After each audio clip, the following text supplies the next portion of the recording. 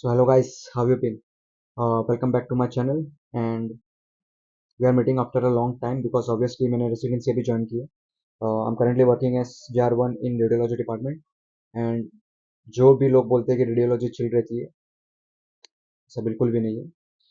हाँ ठीक है, क्लिनिकल सब्जेक्ट से थोड़ा चिल रहता है बट इतनी शांति भी नहीं है मेरे लाइफ में जितना मैंने सोचा था. खैर उसके बारे में फिर कभी बात करेंगे. Now will be talking about your NEET PG. ठीक है. Most of the people know me and जो लोग मुझे नहीं जानते, I am doctor Pankaj Pariyar and I secured an all India rank of 291 in this recent PG exam. So I'll be doing my best to help you in this journey to make this journey as simple as possible. And I know you all are busy. And trust me, मैं भी काफ़ी busy हूँ. Even if मैंने radiology लिया है, मैं busy हूँ. ठीक है. I know ये साउंड करने में थोड़ा डिफिकल्ट लगता है, बट ठीक है. So I'll try to complete this video as soon as possible and to complete my points in as short time as possible. So now before starting this video, let's make three assumptions. ठीक है. पहले वाला है कि exam will be on 15 June. I know सुनने में थोड़ा funny लगता है कि नीट के डेट पे ही नीट हो रहा है, which is obviously not possible and there are currently rumours कि एग्जाम विल बी पोस्टपोन्ड. लेकिन फिर भी I want you to believe that exam will be on 15 June so that you are prepared enough. उसके बाद कितना भी postponed रहे, कितना भी पोस्टपोनमेंट रहे, आपके पास जो टाइम रहेगा वो आपके फेवर में रहेगा. कि जितना भी टाइम रहेगा वो बेसिकली आपके लिए बोनस टाइम रहेगा. ठीक है. Then second is will get your dream seat in your dream branch. ठीक है. तो you should know the amount of hard work which you need so that आप उतना इनपुट डालें. ठीक है. एंड थर्ड पॉइंट बीइंग कि you take that vacation you been waiting for since ages. जो आपने सोच कर रखा है कि एग्जाम के बाद मुझे यहाँ जाना है, you will go there for sure. Be optimistic and trust in the process. ठीक है. मेहनत कर रहे हो तो उसका कुछ ना कुछ रिजल्ट अच्छा ही मिलेगा. ठीक है. Now talking about checklist till March. देखो मैं जो भी यहाँ पे डिस्कस करता हूँ ना, आई डोंट टॉक रैंडम. मेरे पास वेक बातें करने का टाइम नहीं है एंड आई नो आपके पास भी टाइम नहीं है. इसलिए ये वीडियो जितना जल्दी होगा मैं उतना रैप करने का ट्राई करूंगा. सो पहले वाला जो है कि एग्जाम अभी 3 मंथ्स बचे एग्जाम के लिए. ठीक है. तो you should be on your second to fourth read by now. ठीक है. ये कोई भी रॉकेट साइंस नहीं. ऑब्वियसली आपका फर्स्ट रीड तो कब का हो जाना चाहिए था. अभी आपको मेरे हिसाब से थर्ड रीड के अराउंड होना चाहिए था. ठीक है. You should know your weak links by now. Weak links से आई मीन कि आपको आपके वीक टॉपिक्स पता होने चाहिए. ठीक है. फॉर एग्जाम्पल मेरा weak topic in OBGY was that forceps वाला पार्ट मुझे कभी समझता नहीं था और याद भी नहीं रहता था. ठीक है. उसके अलावा भी बहुत सारे टॉपिक्स थे. सो आपको पता होना चाहिए कि आपका वीक लिंक्स क्या है, आपको कहाँ मेहनत करनी है. ठीक है. अगर पता ही नहीं होगा कि कहाँ मेहनत करनी है तो फिर आप रैंडमली कुछ भी करते जाओ. ठीक है. Third, I am very serious about and I am talking since my first video कि पैथो should be on your tips by now. 19 में से एक सब्जेक्ट पर आपको सबसे ज़्यादा ध्यान देना है, वो है पैथो. ठीक है. ये गोल्डन नहीं, ये प्लेटिनम सब्जेक्ट है. ये हाईएस्ट लेवल ऑफ प्रायोरिटी पे होना चाहिए. ठीक है. फिर 20th नोटबुक आपको अभी स्टार्ट कर देनी चाहिए. तो आपको भी अभी समझ गया रहेगा. मैंने पिछला वीडियो भी बनाया 20th नोटबुक को कैसे करना है और कैसे स्टार्ट करना है और कैसे कंटिन्यू करना है. ठीक है. तो 20th नोटबुक आपके डेस्क पर रहनी चाहिए एवरी डे. देन और अभी मिनिमम ऑफ 3 GTs आपको देना चालू कर देना चाहिए. ऑलराइट. ठीक है. फिर अभी ये सब चेकलिस्ट देख के आपको थोड़ा सा टेंशन आ गया रहेगा क्योंकि बहुत सारे लोग अभी इस बात पर नहीं रहेंगे. पर ठीक है यार, आपको डरने की कुछ ज़्यादा ज़रूरत ही नहीं है बिकॉज 70% ऑफ द पीपल जो नीट पीजी देने वाले हैं ना, वो सीरियस ही नहीं उनके एग्जाम को लेकर. ठीक है. मैं जब लोगों से बात करता हूँ they talk about relationship problems, घर में कुछ इशू है, पैसे का इशू है, तो लाइक कोई ना कहीं बंधा हुआ. So if you are free from that, trust me you are in top 30% already. ठीक है. आपको बस थोड़ा सा पुश करना है and you will be out of this cycle.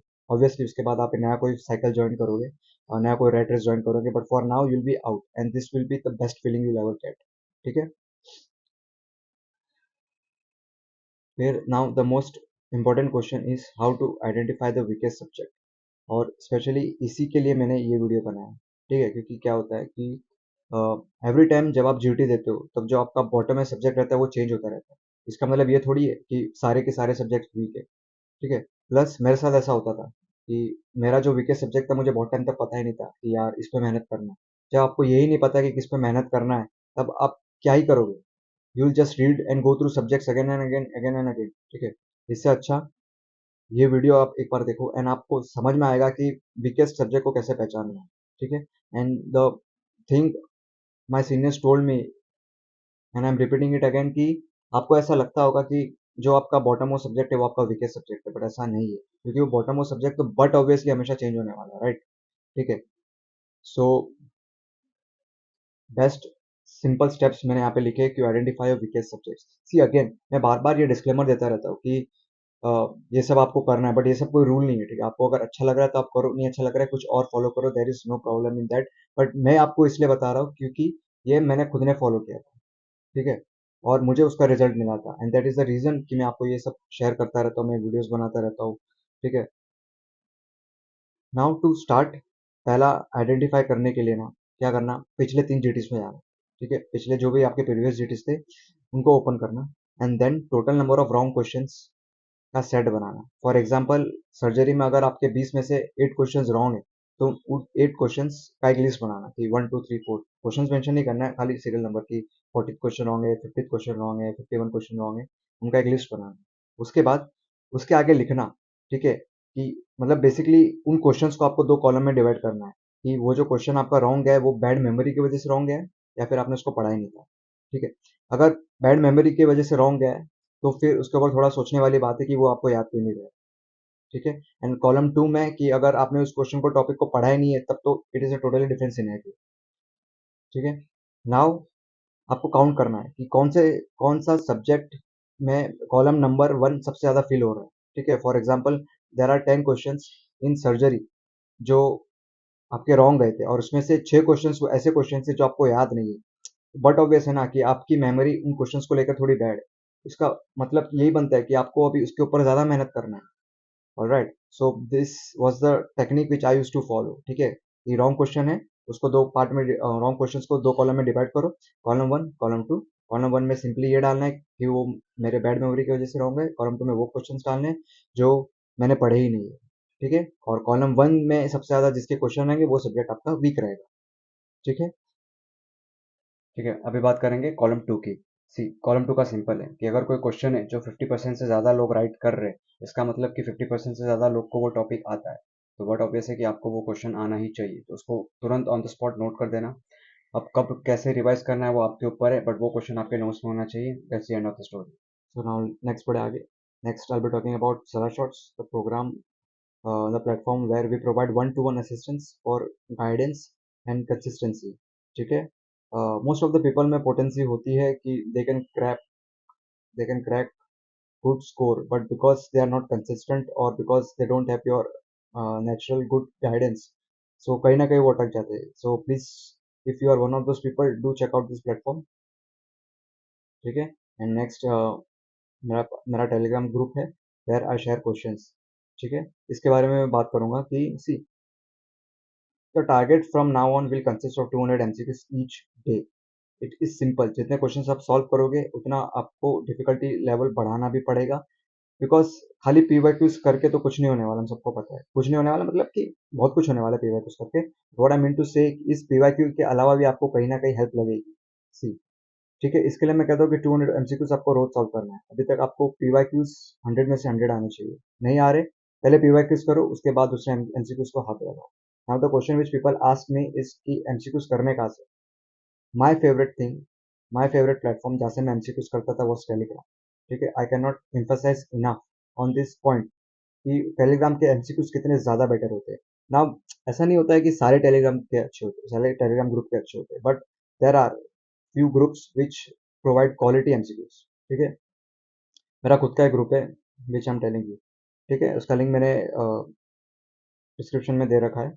So where I provide questions, और वैसे क्वेश्चंस जिनका लैंग्वेज जो है कहीं ना कहीं नीट पीजी से मैच करता है, ठीक है? एंड द सेकेंड इज, अभी आपको 70 परसेंटाइल के ऊपर होना चाहिए जीटीज में। सी, जो 70 परसेंटाइल के नीचे है ना, उनको अभी इतना मतलब टेंशन लेने वाली बात नहीं है, यू विल गेट दैट, ठीक है? बट मैं इसलिए कह रहा हूँ 70 परसेंटाइल, क्योंकि ये मैंने खुद के लिए टारगेट्स रखे थे कि इस मंथ मुझे कैसे भी करके 70 परसेंटाइल के ऊपर जाना, फिर धीरे धीरे इट विल बी अबाउट 75, धीरे धीरे you will reach at a point where you will be confident enough कि हाँ, अब एग्जाम में जब मैं बैठूंगा तब कुछ ना कुछ अच्छा ही करके आऊंगा। सो इसके लिए टारगेट रखना जरूरी है, और इसलिए मैं अभी कह रहा हूँ कि ये टाइम पे 70 percentile is a good thing. और अगर आपको आ रहा है तो वेल एंड गुड, नहीं आ रहा है तो work on it. As I said कि पैथो स्ट्रॉन्ग करो, वीक सब्जेक्ट स्ट्रॉन्ग करो। ये वीडियो में अगर आपको कुछ नहीं समझ रहा है तो खाली मेरी ये 2 लाइन समझ लो कि पैथो स्ट्रॉन्ग करो, और अपना वीक सब्जेक्ट स्ट्रॉन्ग करो। और कैसे स्ट्रॉन्ग करना है मैंने आपको बता लिया। एंड थर्ड इज 20 नोटबुक, अभी तो स्टार्ट कर ही दो। अगर अभी भी नहीं किया है तो अभी स्टार्ट कर दो। अभी आपको उसका मतलब नहीं समझेगा, जब आपका एग्जाम धीरे धीरे नजदीक आएगा, जब आपको कम टाइम में ज़्यादा रिवाइज करने का जरूरत पड़ेगा, तब आपको समझेगा कि वो बुक कितनी ज़्यादा इंपॉर्टेंट है। Alright, and my last word of advice is don't mess up with this golden subjects. ठीक है, ये तीन सब्जेक्ट जो है, पैथो, सर्जरी एंड ओबीजीवार, ये डायरेक्टली कंप्लीट योर 60 क्वेश्चंस। ठीक है, 60 क्वेश्चन से मस्ती बिल्कुल नहीं करनी है, इनमें से कोई भी सब्जेक्ट से मस्ती नहीं करनी है। Alright, so here we come to an end of the video. I hope कि इस वीडियो से आपको कुछ ना कुछ अच्छी इन्फॉर्मेशन मिली, एंड आई होप कि आप इन सब चीज़ पे वर्क करोगे। Plus, like every time I say this कि आपको फॉलो करना है नहीं करना है वो आपका डिसीजन है, but I always pick the facts which I tried और मुझे उससे बेनिफिट मिला। Alright, so thank you so much for watching this video. Hope we meet in the next time very soon.